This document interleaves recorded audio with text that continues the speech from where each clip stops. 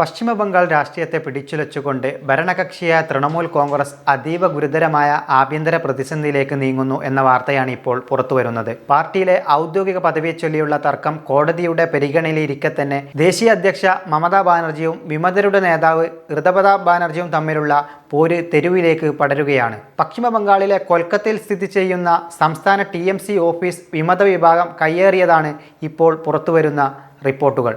പശ്ചിമ ബംഗാളിൽ അധികാരം നിലനിർത്താൻ പോരാടുന്ന തൃണമൂലിന് ഈ ആഭ്യന്തര പ്രതിസന്ധി എങ്ങനെ മറികടക്കുമെന്നുള്ള ചർച്ചയാണ് ഇപ്പോൾ. ബംഗാളിൽ മമതാ ബാനർജിയുടെ അപ്രമാദിത്വത്തിന് കരിനിയൽ വീഴ്ത്തിക്കൊണ്ടാണ് പുതിയ പ്രതിസന്ധികൾ രൂപപ്പെട്ടിരിക്കുന്നത്.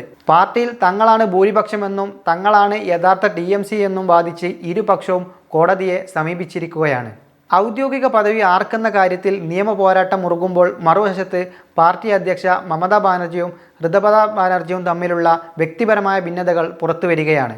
പാർട്ടിയുടെ നയരൂപീകരണത്തിലും അധികാര വികേന്ദ്രീകരണത്തിലും മമത ഏകപക്ഷീയമായി തീരുമാനമെടുക്കുന്നു എന്നതാണ് വിമത വിഭാഗത്തിൻ്റെ പ്രധാന ആരോപണം. എന്നാൽ പാർട്ടിയെ തകർക്കാൻ പ്രതിപക്ഷവുമായി ചേർന്ന് ഋതപതാപ് ബാനർജി ഗൂഢാലോചന നടത്തുകയാണെന്ന് ഔദ്യോഗിക പക്ഷവും ആരോപിക്കുന്നു.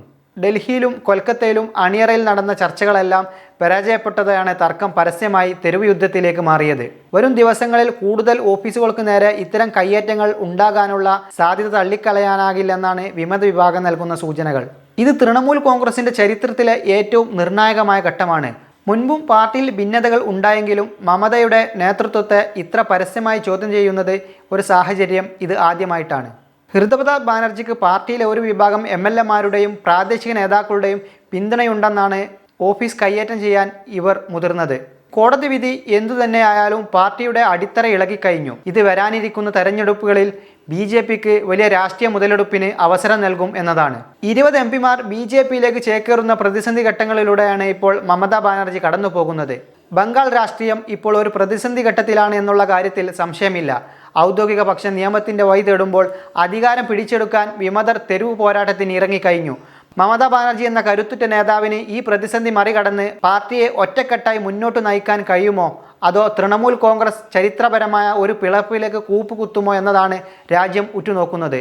വരും ദിവസങ്ങളിൽ കോടതിയുടെ നിലപാടും ഈ രാഷ്ട്രീയ നാടകങ്ങളും നിർണായകമാകും.